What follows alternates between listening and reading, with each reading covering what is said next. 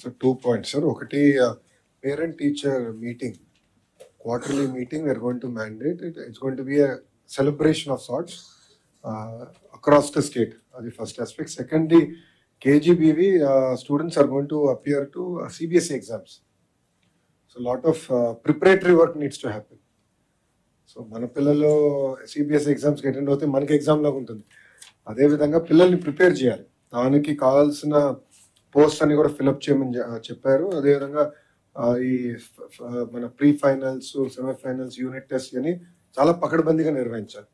So that ఎవరికైనా సెపరేట్గా intervention కావాలంటే వాళ్ళకి ఇచ్చేదట. ఫస్ట్ టైం కొన్ని స్కూల్స్ ఇప్పుడు సిబిఎస్ఈ ఎగ్జామ్స్కి వెళ్తున్నాయి సార్. గత ప్రభుత్వం అనాలోచిత వల్ల 1000 స్కూల్స్ అని యూనిలాటరల్గా చేశారు సార్.